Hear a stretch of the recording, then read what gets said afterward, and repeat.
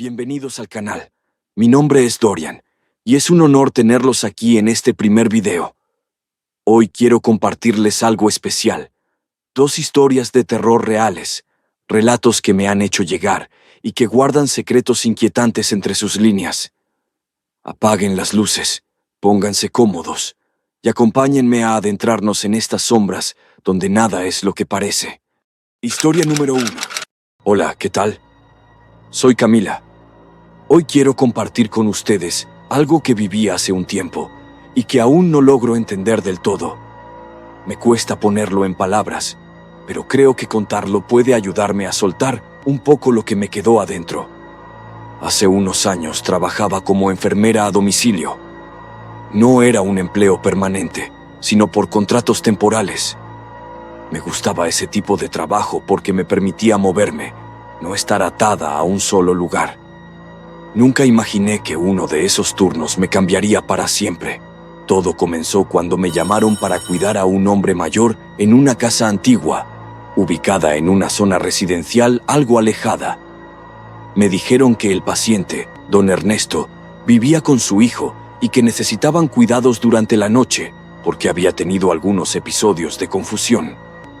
La casa quedaba al final de una calle estrecha, flanqueada por árboles altos que tapaban la luz del sol. Cuando llegué por primera vez, el clima estaba raro. Era primavera, pero hacía un viento frío y persistente que movía las ramas con una fuerza molesta.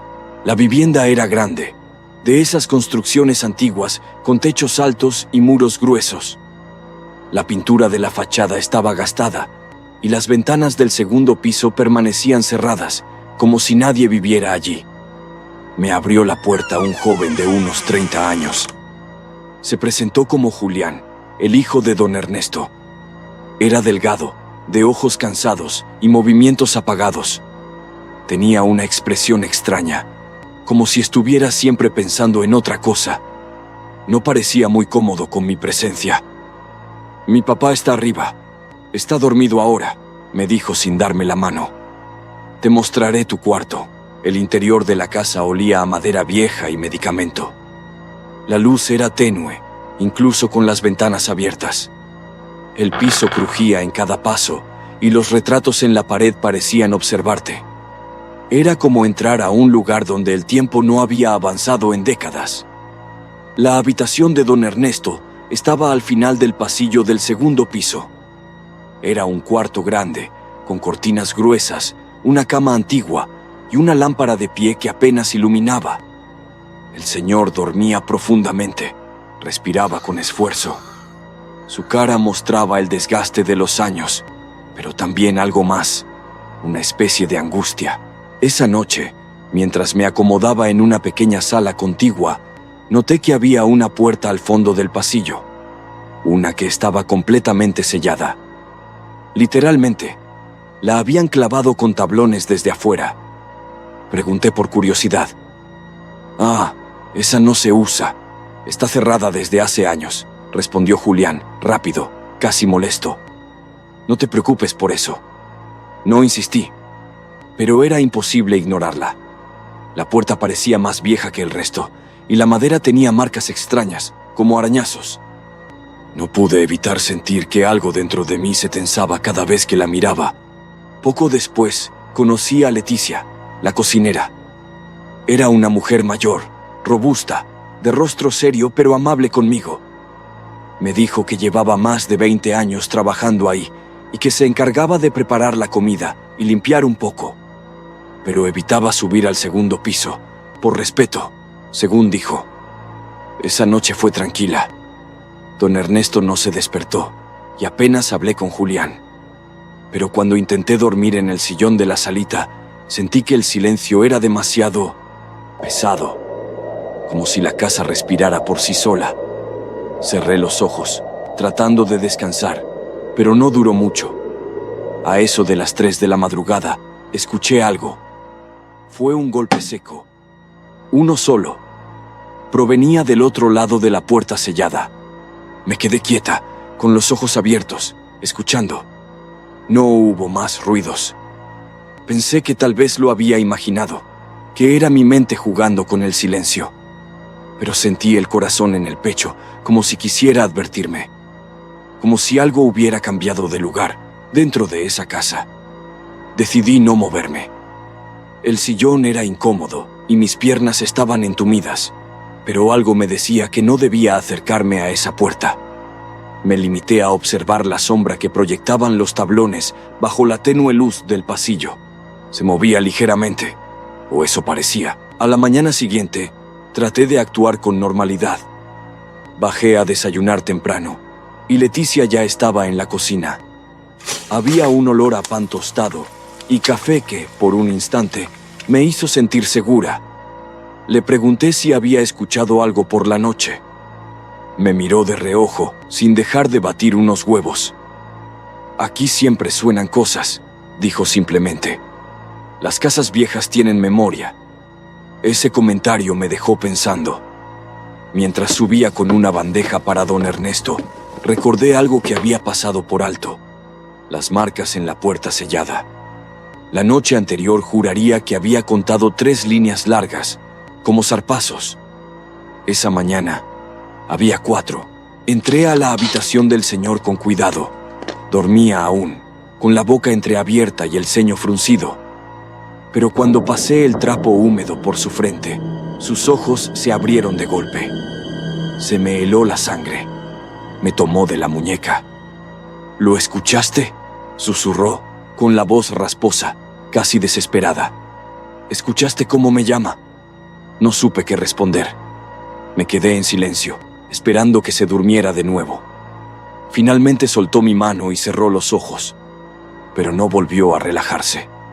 Todo su cuerpo seguía en tensión, como si algo lo acechara incluso en sus sueños. Salí del cuarto y me detuve frente a la puerta sellada.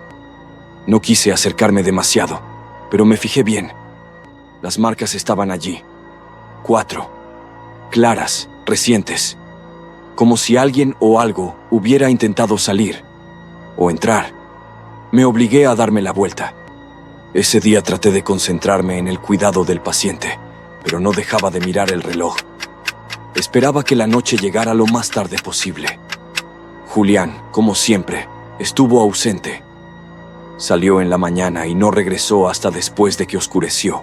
Cuando regresó, le pregunté directamente: «¿Por qué sellaron esa puerta?».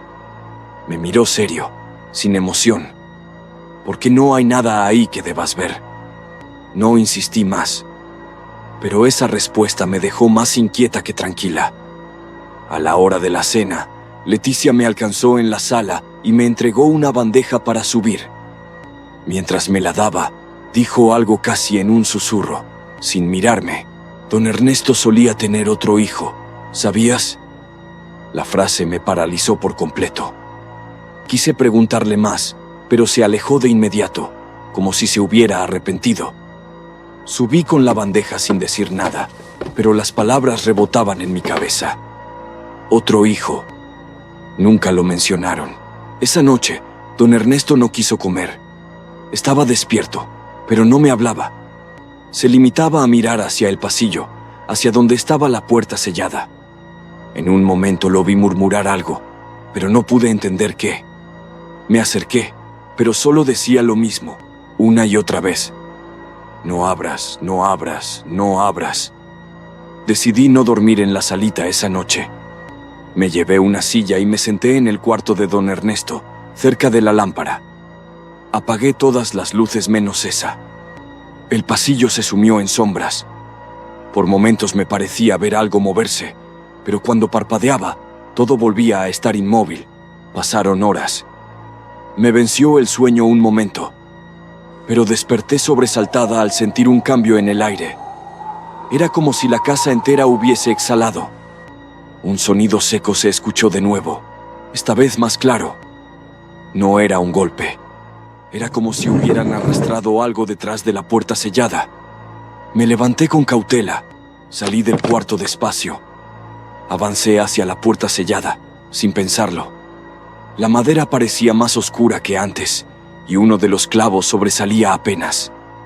Había marcas nuevas, y esta vez no eran 4, eran 5. Más profundas, más largas, Me acerqué aún más, casi por impulso. Fue entonces cuando lo escuché.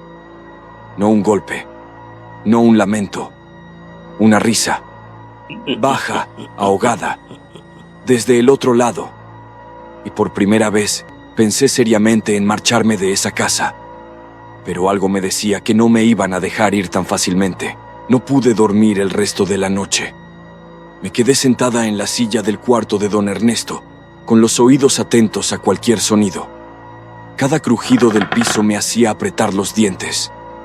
El viejo apenas se movía en la cama. Su respiración era áspera, pero constante. Cuando amaneció, bajé a la cocina buscando un poco de café. Leticia estaba guardando cosas en la alacena. Me miró apenas y noté algo distinto. Parecía nerviosa, como si supiera que había pasado algo. Me atreví a preguntarle sobre lo que escuché. «Si escuchaste algo, no preguntes», me dijo con un hilo de voz, sin voltearse. Aquí todos aprendemos a no hacerlo. No entendía por qué parecían aceptar esos ruidos como algo normal. Sentí rabia, pero sobre todo miedo. ¿Qué podía ser tan grave como para sellar una puerta y fingir que nada pasaba? Leticia salió de la cocina sin despedirse, dejándome sola con mis pensamientos. Julián apareció más tarde, como siempre, con esa mirada apagada. Le dije que los clavos de la puerta estaban flojos, que era peligroso. Me observó en silencio y respondió: «Déjala como está, no te acerques». Sentí su tono frío, casi una amenaza velada. No era un hombre violento, pero había algo en su forma de decirlo que me hizo apartar la mirada. Me di cuenta de que estaba sola en esa casa, que nadie me iba a dar respuestas. Esa tarde, mientras revisaba a don Ernesto, noté que estaba más débil que el día anterior. Sus manos temblaban y evitaba mirarme a los ojos. Apenas me dijo un «gracias» cuando le acomodé la almohada. Por primera vez sentí lástima por él. Cuando oscureció, el ambiente cambió otra vez. La casa parecía más grande de noche, los pasillos interminables. Dejé la lámpara encendida en el cuarto del señor y me quedé en la salita, intentando leer algo para distraerme. Pero escuché pasos arriba de mí. Era imposible. Estábamos en el segundo piso y sobre nosotros solo había techo. Me levanté de golpe. Los pasos se detuvieron al instante. Permanecí de pie, respirando con dificultad, hasta que escuché otro sonido. El ligero roce de algo arrastrándose detrás de la puerta sellada. Quise bajar a la cocina, pero la oscuridad en la escalera me dio pánico. Sentía que si giraba la cabeza, algo me iba a mirar desde el pasillo. Volví al cuarto de don Ernesto. Él estaba despierto, observando la puerta desde su cama. «¿Los escuchaste?», preguntó, apenas audible. No respondí.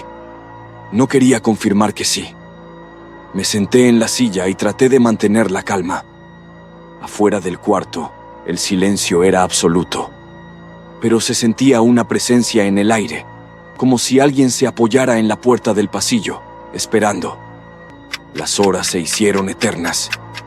En algún momento creí escuchar que intentaban arrancar los tablones. Un sonido leve, metálico. Me acerqué al marco de la puerta de Ernesto, por si tenía que cerrarla de golpe. No había nada. De pronto, un golpe retumbó en toda la casa. Esta vez fue tan fuerte que hizo vibrar los vidrios de las ventanas. Me tapé la boca para no gritar. Julián apareció corriendo desde su cuarto. Tenía el rostro pálido y los ojos desorbitados. «No salgas de aquí», ordenó. Cerró la puerta del cuarto del viejo por dentro, dejándonos a los tres allí. Escuchábamos ruidos en el pasillo, como si alguien caminara de un extremo a otro. Pasos rápidos. Y después, silencio otra vez. Julián se quedó de espaldas a nosotros, mirando la puerta, con el puño cerrado. Parecía contenerse para no derrumbarse. Fue entonces cuando entendí que no era solo miedo lo que había en esa casa. Era algo mucho peor: resignación. El resto de la noche pasó en penumbras, esperando. Nadie habló.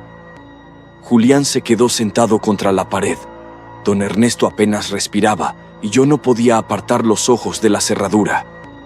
Tenía la sensación de que, en cualquier momento, algo iba a entrar. Cuando amaneció, Julián abrió la puerta y salió sin decir nada. No sé qué fue lo que encontró, pero regresó con la misma expresión vacía de siempre. Sin mirarnos, murmuró: «Falta un tablón». Y esa frase me hizo sentir que todo estaba a punto de empeorar. Después de que Julián dijo que faltaba un tablón, no pude pensar en otra cosa. La puerta sellada ya no era solo un detalle inquietante. Era una amenaza. Algo estaba cambiando en esa casa, y yo no sabía si debía quedarme o salir corriendo mientras pudiera. Pasé el día en silencio, actuando como si nada hubiera pasado. Nadie hablaba del tema. Leticia se movía por la cocina sin levantar la mirada, y Julián no volvió a mencionar lo del tablón. Era como si estuviéramos atrapados en una rutina cuidadosamente mantenida para no romper algo más frágil. Al mediodía, mientras limpiaba la mesita de noche de don Ernesto, abrí por accidente un cajón que rechinó. Iba a cerrarlo de inmediato, pero algo llamó mi atención. Un papel doblado varias veces, escondido bajo una caja de medicamentos vencidos. Era una hoja amarillenta, rota en una esquina. No tenía nombres ni fechas. Solo una frase escrita con letra temblorosa. Lo encerramos porque era lo correcto. Pero ahora lo escucha. Se me heló la espalda. ¿A quién habían encerrado? ¿Y quién lo escuchaba? Guardé el papel en el bolsillo de mi uniforme y me obligué a seguir trabajando como si nada. Pero mi cabeza no paraba. Esa hoja no estaba olvidada. Estaba escondida. Y si estaba en el cuarto de don Ernesto, él sabía lo que estaba pasando. Por la tarde, Julián salió de la casa por unas horas. Leticia estaba en la cocina, preparando algo con olor fuerte a vinagre. Aproveché para subir sola y acercarme a la puerta. Me fijé bien. Uno de los tablones tenía los clavos parcialmente salidos. La madera estaba astillada, como si algo hubiera empujado desde adentro. Me incliné para mirar por una grieta. No se veía nada, solo oscuridad. Pero olía raro. A humedad vieja, encierro y algo más, algo metálico. Era un olor que reconocía de los hospitales. Sangre seca. Me alejé con el estómago revuelto. Volví a la cocina. Leticia notó mi cara pálida, pero no dijo nada. Me limité a preguntarle algo de forma casual, como quien no quiere incomodar. ¿Cuánto tiempo vivió el otro hijo de don Ernesto? Ella se detuvo en seco. Luego, sin mirarme, respondió: más del que debía. No supe qué hacer con eso. ¿Estaba vivo o muerto? ¿Aún seguía allí? ¿O era su recuerdo lo que llenaba la casa de ese miedo espeso que no dejaba respirar? La noche llegó temprano, como si el sol no quisiera seguir iluminando ese lugar. Esa noche, don Ernesto no durmió. No hablaba, pero tampoco cerraba los ojos. Se quedaba mirando al techo, con la expresión de alguien que está escuchando algo lejano. En un momento, su mano temblorosa se apretó contra el brazo de la silla. Decidí quedarme en su cuarto de nuevo. No me atrevía a dormir. Escuchaba crujidos, pasos lejanos, incluso algo parecido a un susurro al fondo del pasillo. Pero lo más inquietante fue que escuché a Julián caminar durante horas sin entrar a su habitación. Cuando dieron las 3 de la mañana, se oyó un golpe seco. No fue en la puerta. Esta vez sonó abajo, en la cocina. Me puse de pie. Dudé, pero el miedo a lo desconocido ya se había transformado en necesidad de entender. Bajé, con el corazón en la garganta. La cocina estaba oscura. Solo la lámpara del pasillo dejaba ver algo. En el suelo había un frasco roto de vinagre. Nada más. Revisé los muebles, los estantes. Todo estaba igual. Pero al agacharme para recoger los cristales, encontré algo en la rendija bajo el mueble. Era una fotografía doblada. La saqué con cuidado. Mostraba a una familia, Don Ernesto, una mujer de cabello oscuro y expresión dulce. Su esposa, imaginé. Julián de niño. Y otro chico. Más alto, más flaco, con la mirada perdida. Tenía algo en los ojos. Una tristeza profunda. Una sombra. En el reverso, con letra firme, alguien había escrito: el error fue permitir que se quedara. Volví a guardar la foto en el bolsillo, temblando. No sabía quién era ese chico, pero estaba claro que había sido parte de esa casa. Y por alguna razón, esa parte había sido borrada, sellada, escondida detrás de madera y clavos. Al subir, Leticia me esperaba al pie de la escalera. No la había escuchado. Me habló sin rodeos. Si encontraste la foto, no la mires mucho. Hay cosas que se quedan atrapadas en las imágenes. Se fue antes que yo, sin darme tiempo de responder. Esa frase me persiguió toda la noche. Y lo peor es que tenía razón. No podía dejar de ver la cara de ese chico. Estaba segura de que, en algún rincón de la casa, él seguía mirando. No dormí esa noche. Cada vez que cerraba los ojos, veía la cara del chico de la foto y la mujer que estaba a su lado. ¿Era la esposa de don Ernesto? Si lo era, ¿dónde estaba ahora? Nadie la había mencionado. Era como si su existencia hubiera sido borrada, igual que la de ese hijo. Al amanecer, bajé a la cocina buscando respuestas. Leticia ya estaba preparando café. Tenía los ojos hinchados, como si tampoco hubiera dormido. Le mostré la foto y le pregunté directamente quién era la mujer. Por un momento pensé que iba a negarse a hablar. La esposa de don Ernesto, dijo finalmente. Se llamaba Elena. Murió hace más de 15 años. ¿Y el chico? Pregunté con un nudo en la garganta. Leticia bajó la mirada y solo respondió: se llamaba Martín. Era el hijo mayor. La escuché en silencio. No quise presionarla, pero me dio un dato más. Elena había muerto en la misma casa, en circunstancias que nunca quedaron claras. Nadie se atrevió a preguntar demasiado. La familia cerró filas. El resto del día lo pasé cuidando a don Ernesto y observando a Julián. Su rostro mostraba más desgaste que nunca. Estaba inquieto. Caminaba de un lado a otro, como si esperara que algo pasara. Cuando nuestras miradas se cruzaban, apartaba la vista de inmediato. Decidí revisar los cajones de la salita donde dormía. Quizás encontraría algo más. Y lo hice. Una vieja carpeta con documentos médicos. Todos eran de Martín. Había informes de psiquiatras, diagnósticos que hablaban de episodios violentos y aislamiento prolongado. Uno de los documentos me heló la sangre. Se recomienda internamiento inmediato. El paciente no distingue realidad de delirio y representa un riesgo para su entorno.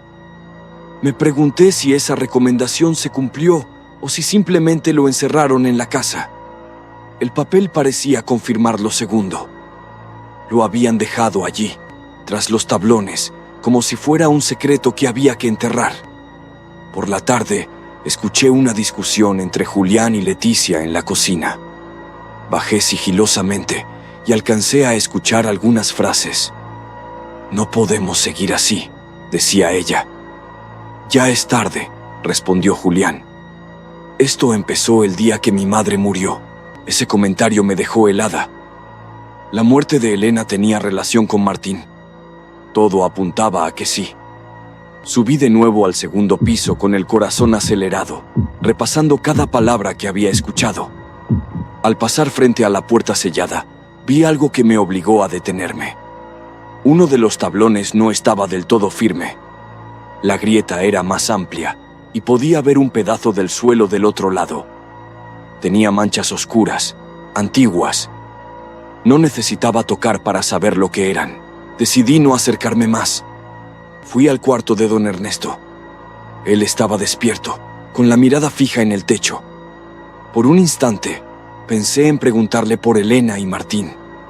Pero al verlo tan frágil, con las manos huesudas y la respiración corta, no pude. La noche llegó demasiado rápido. Bajé a la cocina por agua y encontré la lámpara encendida.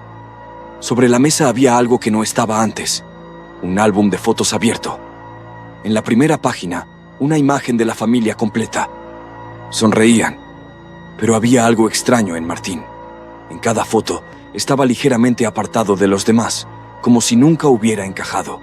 En una de las páginas finales, una fotografía estaba arrancada. Solo quedaba el borde del pegamento seco. Sentí que necesitaba encontrarla. Algo en mi interior me decía que esa imagen faltante era clave para entender qué estaba pasando en esa casa. Regresé a la salita con el álbum en las manos. Mientras lo cerraba, escuché un sonido en el pasillo. Lento, irregular. Era como el arrastre de pies descalzos sobre madera. Me acerqué a la puerta del cuarto con el corazón en la garganta. La luz del pasillo parpadeó. Y entonces vi algo. La puerta sellada tenía un tablón menos que el día anterior. No se escuchaba nada detrás de ella. Pero el aire estaba denso, pesado, como si alguien respirara al otro lado.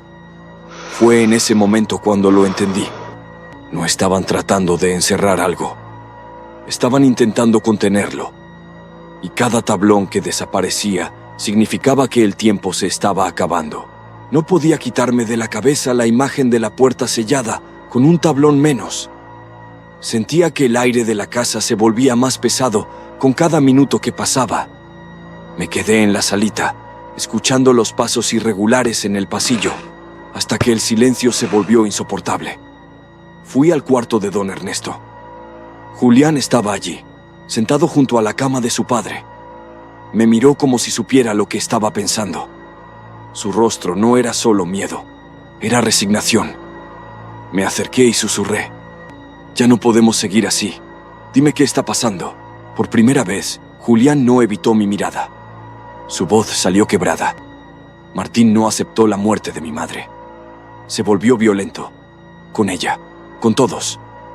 Mi padre quiso internarlo, pero no llegamos a tiempo.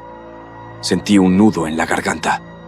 Julián continuó: «La noche que murió mi madre, Martín perdió el control. Lo encontramos cubierto de sangre.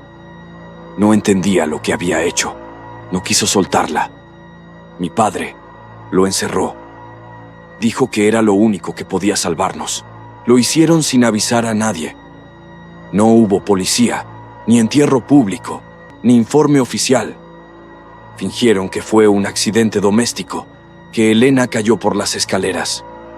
Pero la verdad es que la encerraron con su hijo, y a él lo dejaron allí. Día tras día, tras esa puerta, Martín hablaba solo, hasta que dejó de hablar. Y luego, simplemente, el sonido volvió. Pero no era él, no del todo. Todo encajaba: los informes médicos, la hoja en el cajón, el álbum con la foto arrancada. La esposa de don Ernesto, Elena, había muerto a manos de su propio hijo. Nadie lo dijo nunca en voz alta. Solo lo sellaron tras esa puerta. ¿Y ahora?, pregunté con la voz temblorosa. ¿Qué queda detrás de esa puerta? Julián apretó los labios. Nada humano. Martín murió hace años, pero mi padre cree que sigue allí. Dice que lo escucha. Por eso no podemos quitar esos tablones. La casa se estremeció con un golpe seco, como si alguien hubiera escuchado su confesión. Julián me tomó del brazo con fuerza. Tienes que irte esta noche. No puedo prometer que esto dure mucho más. Fui por mis cosas sin pensarlo. Pero cuando pasé frente a la puerta sellada, me detuve. La madera estaba llena de marcas nuevas. Algo arañaba desde adentro con desesperación. Quise acercar el oído, pero una voz grave de Julián me hizo retroceder. No lo hagas. Él sabe imitar. Bajamos en silencio hasta la entrada. Don Ernesto se quedó en la habitación, demasiado débil para levantarse. Antes de abrir la puerta principal, Julián me entregó la fotografía que faltaba del álbum. La miré. Martín, más joven, sonriendo al lado de su madre. Parecía normal, incluso feliz. Lo guardé porque no quiero olvidarlo como lo vimos al final, dijo Julián. Pero ya no tiene sentido ocultar nada. Crucé el umbral sin mirar atrás. Sentí el aire frío de la madrugada golpearme la cara y por primera vez en días pude respirar. Julián cerró la puerta con un cerrojo que sonó como un final. No sabía si lo volvería a ver. Manejé sin rumbo por casi una hora hasta que la luz del amanecer apareció. El silencio del camino me pareció irreal después de lo que había dejado atrás. Saqué la foto del bolsillo y la miré otra vez. Martín me devolvía la mirada desde otro tiempo. Uno en el que aún podía ser salvado. Tiempo después supe que don Ernesto había fallecido pocos meses más tarde. Julián vendió la casa poco después del funeral y nadie volvió a saber de él. Leticia dejó la ciudad y se marchó con su familia. El inmueble quedó abandonado, con sus paredes deteriorándose, pero estoy segura de que nadie se atrevió a quitar los tablones. Nunca regresé a esa casa, pero cada vez que pienso en ella, sé que los tablones tarde o temprano cederán. Y aunque Julián y su padre ya no estén ahí para contenerlo, yo estaré lejos. Ese fue el único regalo que me dieron, la oportunidad de salir con vida. Historia número 2. Era la noche de un jueves, de esas en las que el cielo parece no tener fin y la lluvia cae sin dar tregua. Soy el oficial Daniel Reyes. Soy policía estatal, con 10 años de servicio. No me considero miedoso, pero ese turno fue diferente. Era una tarde de lluvia constante, de esas que no cesan, y me habían asignado patrullar la carretera 43 rumbo a San Isidro. San Isidro es un pueblo abandonado desde hace más de 15 años. Antes tenía vida, comercios, una plaza. Ahora solo quedan ruinas y un silencio que pesa. Dicen que la gente se fue por falta de trabajo, pero yo escuché otras versiones. Una de esas historias habla de desapariciones. Primero fue un niño que no volvió de la escuela. Luego una pareja recién llegada. Poco a poco, las casas se vaciaron. Y en cuestión de meses, San Isidro se convirtió en un lugar fantasma. Esa tarde no iba solo. Me asignaron a una compañera nueva, Adriana Solís. Tendría unos 27 años, cabello recogido, mirada firme pero nerviosa. Era su primera vez patrullando esa ruta y lo notaba en la forma en que miraba por la ventana. El cielo estaba bajo, gris. La lluvia golpeaba el parabrisas con un ritmo monótono. El sonido del limpiaparabrisas se mezclaba con el murmullo de la radio. No había tráfico, ni un solo auto en kilómetros. Solo nosotros. Al pasar el kilómetro 27, Adriana me dijo que veía a alguien adelante. Una silueta borrosa entre la lluvia. Reduje la velocidad y encendí las luces. Era una mujer, parada en el arcén, empapada, abrazándose a sí misma. Me orillé y bajé un poco la ventana. Su rostro estaba pálido, con mechones de cabello pegados a la frente por el agua. Sus labios temblaban, y no solo por el frío. Llevaba un vestido sencillo, azul, con una mancha oscura en un costado. Le pregunté si estaba bien. Dijo que había salido de su casa después de una pelea con su esposo y que necesitaba que la lleváramos al pueblo. Su voz era suave, pero parecía que escogía cada palabra con cuidado. Adriana le abrió la puerta trasera. La mujer subió sin decir mucho más. Al hacerlo, noté un olor extraño. No a humedad, como sería normal con la lluvia, sino a tierra mojada y algo más, como hierro viejo. Encendí la calefacción y seguimos avanzando. Por el retrovisor, la veía mirando por la ventana, como si conociera cada curva de la carretera. En un momento, murmuró algo.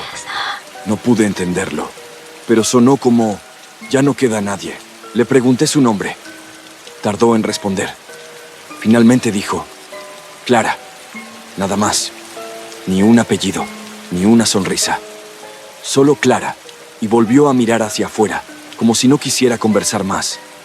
La carretera seguía recta, pero el paisaje era cada vez más cerrado. Árboles altos, ramas pesadas por el agua, y esa niebla que se forma cuando el frío baja de golpe. El camino parecía absorber la luz. En un punto, La radio de la patrulla se llenó de estática. Ningún código, ningún mensaje, solo ruido. Adriana intentó ajustar la frecuencia, pero no mejoró. Clara, detrás, no se inmutó. Seguía mirando hacia adelante. Esa sensación rara empezó ahí. No miedo todavía. Más bien, una incomodidad, como cuando entras en un lugar donde sabes que no eres bienvenido. Apreté el volante y pensé que sería un turno largo. Y así seguimos, sin saber que la mujer en el asiento trasero no iba a llevarnos a ningún destino común. Lo que empezó como una simple ayuda en carretera estaba por convertirse en la noche más larga de mi vida. La lluvia se volvió más intensa. Los limpiaparabrisas parecían inútiles y el vidrio se cubría de pequeñas corrientes que distorsionaban todo. Clara permanecía inmóvil, con las manos en el regazo, como si estuviera en un viaje que conocía de memoria. Adriana intentaba disimular, pero su mirada se cruzaba con la mía cada cierto tiempo, buscando una especie de aprobación silenciosa. No estábamos rompiendo ninguna norma, pero esa mujer tenía algo que no encajaba. Le pregunté si vivía en San Isidro desde hace mucho. Contestó que toda su vida, aunque su voz sonó como si recordara algo lejano, casi olvidado. Dijo que no quedaban más que unas cuantas casas en pie y el viento. Me incomodó la manera en que lo dijo. No era nostalgia, sino resignación. Afuera, los árboles parecían inclinarse sobre la carretera, y el sonido del agua golpeando el techo se mezclaba con ese ruido blanco de la radio. Al pasar el kilómetro 33, noté una curva cerrada. Ahí siempre me siento tenso, porque hace años hubo un accidente múltiple. Mientras la patrulla giraba, Clara se inclinó un poco hacia adelante, como si esperara algo. Me miró por el espejo y dijo en voz baja: «Aquí desapareció la primera familia. Nunca los encontraron». No sonrió ni buscó mi reacción, simplemente volvió a su postura rígida. Adriana frunció el ceño, sorprendida. No quise preguntar más, pero mi cabeza repasó viejos informes. En 2008 hubo un caso así. Y sí, había sido justo en ese punto. No se cerró nunca. Quedó en la lista de investigaciones pendientes. La niebla empezó a engullir el camino. Encendí las luces altas, pero apenas si hacían un halo blanquecino. Clara empezó a tararear una melodía muy baja, algo que parecía una canción infantil, aunque estaba desentonada. Adriana le preguntó qué cantaba. Clara respondió: «Es para no perderse en la carretera. Así me enseñó mi mamá». Su tono no tenía nada de dulce. Sonaba como una costumbre que se arrastra por miedo. A lo lejos, vi un destello de luz amarilla. Pensé que era un vehículo detenido, pero a medida que nos acercábamos, vi que era un viejo poste de iluminación, uno de esos que ya casi no funcionan. Su luz parpadeaba. Al pasar junto a él, Clara se giró para verlo, y noté que una sombra cruzó su rostro. No era por la luz, era como si su expresión se hubiera vaciado por completo por un segundo, y luego volvió a la normalidad. Apreté el volante y decidí que, en cuanto llegáramos a la gasolinera, dejaríamos a esta mujer y volveríamos a la base. Pero todavía faltaban varios kilómetros, y el camino se hacía más estrecho y silencioso. En un momento, un golpe seco sonó en el techo de la patrulla. Frené de golpe. La lluvia seguía, pero no vi ramas caer, ni piedras. Adriana giró para mirar atrás. Clara ni siquiera parpadeó. El motor seguía encendido. La radio solo emitía estática. Sentí esa presión en el pecho que da cuando el silencio se hace pesado. Puse primera y seguimos, pero ya no podía evitar sentir que algo nos seguía. Lo peor era esa certeza absurda. Clara conocía esta carretera mejor que nosotros. Y no porque viviera aquí, sino por algo más. Algo que no estaba diciendo. Seguimos avanzando, y aunque el reloj marcaba apenas las 8, la luz del día parecía haberse apagado por completo. La carretera era un pasillo oscuro, sin más compañía que el golpeteo constante de la lluvia sobre la carrocería. Adriana estaba cada vez más inquieta. Movía los dedos sobre la cartuchera, no por amenaza inmediata, sino como un gesto de nervios. Yo no hablaba, pero por dentro repasaba cada detalle extraño que llevaba acumulado desde que recogimos a Clara. Clara no preguntaba nada sobre nosotros. No quería saber quiénes éramos, ni a dónde íbamos después. Solo miraba el camino con esa fijeza que ya me empezaba a incomodar más que el silencio mismo. En un momento, la vi tocar con la yema de los dedos el vidrio de la ventana, como siguiendo con precisión las gotas que caían. Lo hacía lento, con un patrón. Adriana la miró de reojo, pero no dijo nada. Al pasar un tramo recto, distinguí lo que parecía ser un vehículo abandonado a un costado. Frené por protocolo. Era un sedán viejo, sin placas, cubierto de barro. El parabrisas estaba roto y el interior vacío. Bajé con la linterna, sintiendo el agua empapar mi gorra. La lluvia tenía ese olor a tierra y metal oxidado. No había signos de accidente reciente, pero en el asiento trasero encontré una bufanda infantil empapada. Adriana me llamó desde la patrulla. «No te alejes mucho», dijo con un tono más tenso de lo que esperaba. Al volver noté que Clara me observaba por el espejo, con una calma inquietante, como si supiera lo que había visto. No preguntó nada sobre el coche. Solo dijo: «Ese auto lleva ahí más de un año». Me quedé quieto un momento. No había forma de que lo supiera, y menos con tanta certeza. No respondí. Arranqué y seguimos. La lluvia comenzó a bajar de intensidad, pero la niebla aumentaba. El aire dentro de la patrulla estaba denso, tibio, y cada respiración parecía más ruidosa. La radio seguía muda, solo el siseo constante. A unos kilómetros vimos una señal oxidada. Gasolinera San Isidro, 5 kilómetros. El letrero estaba torcido y apenas se leían las letras. Clara lo miró un segundo y volvió la vista al frente, sin expresión. Adriana, intentando romper la tensión, me dijo en voz baja: «¿Sabes la historia de la gasolinera?» Asentí. Era famosa entre los veteranos, el último lugar donde vieron a varias personas antes de desaparecer. Le respondí igual de bajo: «No lo menciones ahora». No quería que Clara escuchara, aunque no entendía bien por qué. Tenía esa sensación irracional de que cada palabra podía desencadenar algo. El asfalto estaba agrietado, y a cada bache, Clara parecía inclinarse hacia adelante, como anticipando el movimiento. No hablaba, pero de vez en cuando tarareaba aquella melodía que ya había escuchado antes. Cuando vimos a lo lejos la luz amarillenta de la gasolinera, no sentí alivio, sino una especie de advertencia silenciosa en el estómago. Algo me decía que llegar ahí no iba a significar estar a salvo. Adriana lo notó. «Tú también lo sientes, ¿verdad?» Asentí, sin apartar la vista del camino. Clara, detrás, sonrió por primera vez, pero fue una sonrisa breve, extraña, que no tenía nada de amable. La luz de la gasolinera apenas iluminaba el asfalto. Era un resplandor sucio, amarillento, que parecía perder la batalla contra la niebla.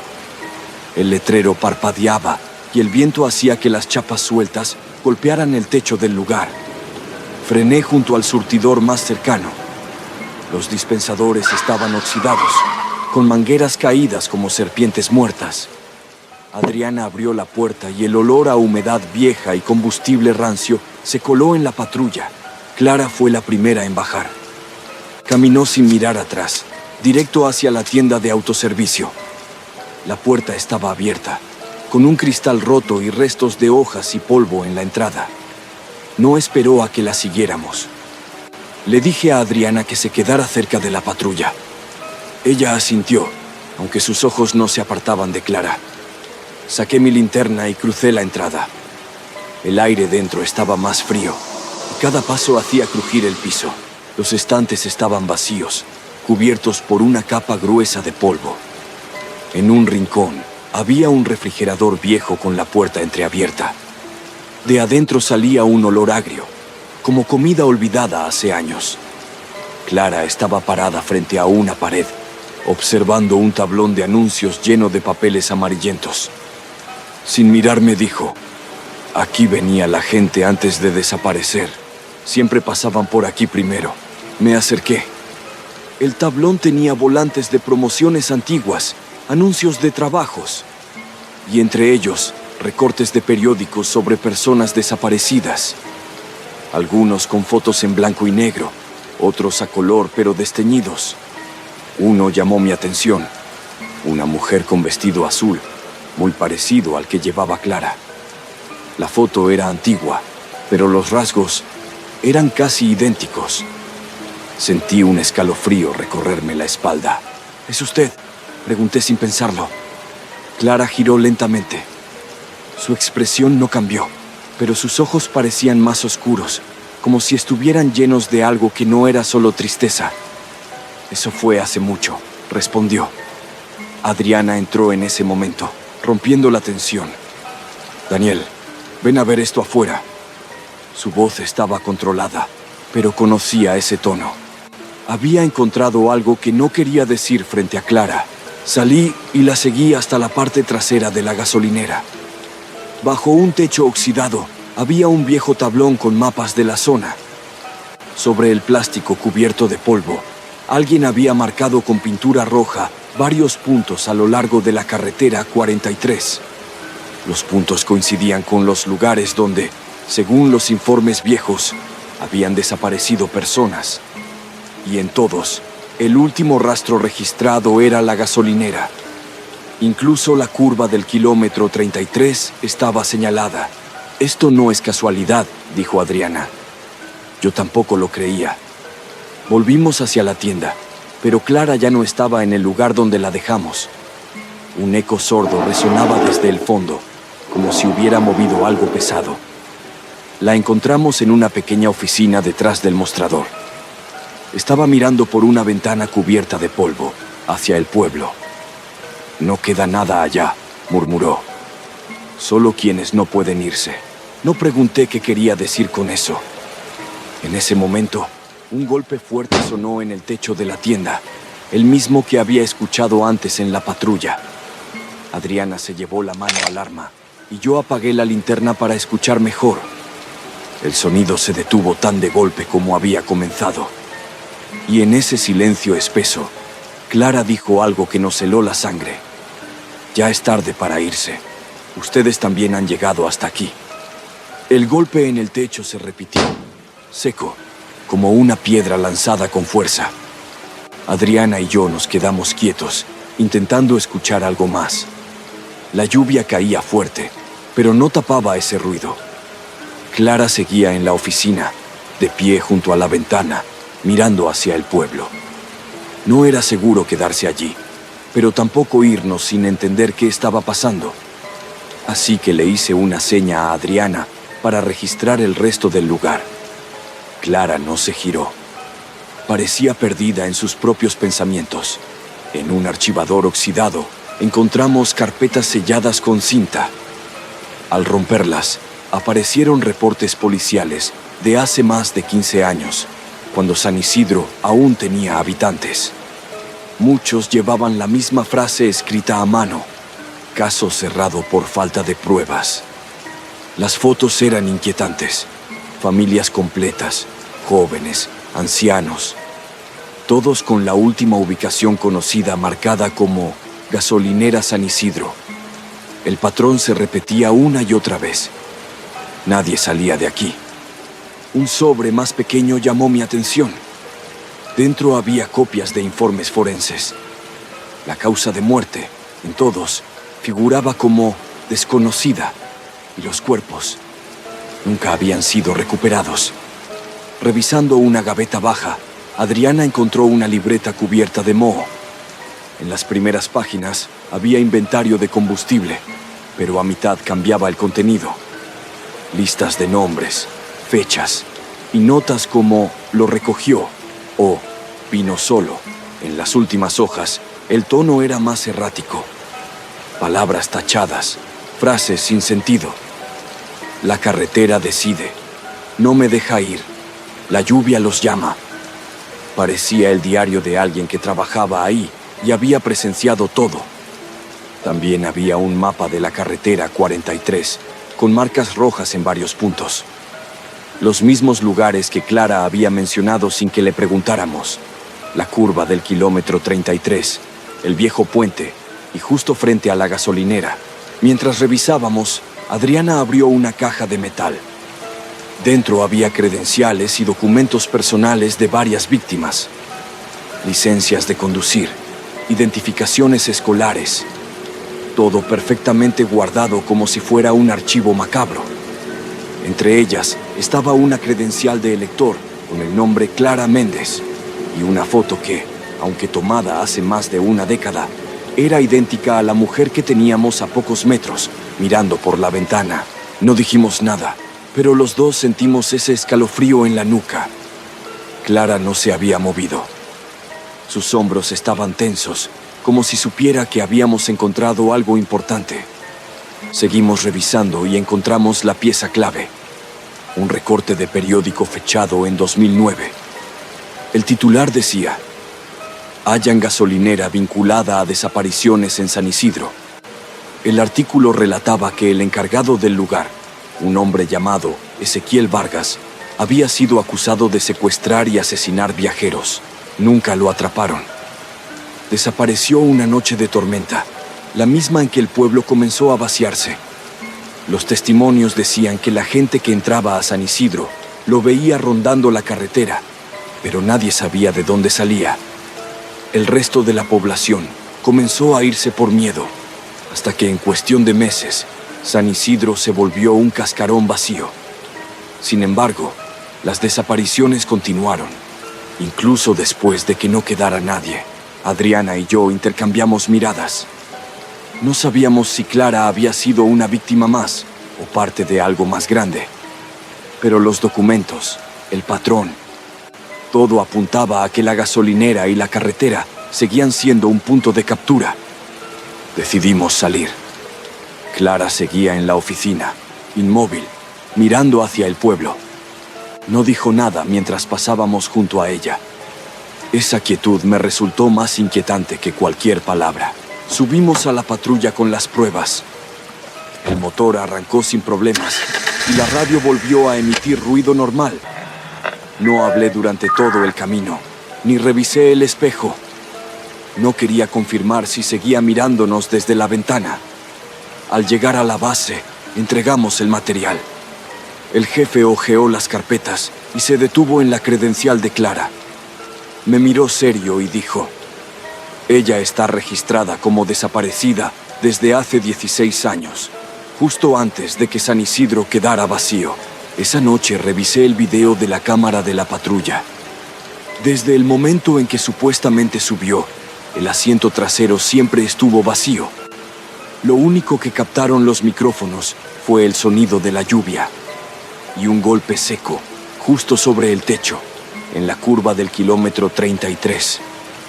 Nunca más volví a esa carretera, pero a veces, cuando llueve y paso cerca, veo un destello amarillo en la niebla y creo distinguir una figura quieta tras una ventana polvorienta, esperando a que alguien más llegue a su último destino. Gracias por escucharme. Suscríbete al canal para compartir más historias contigo.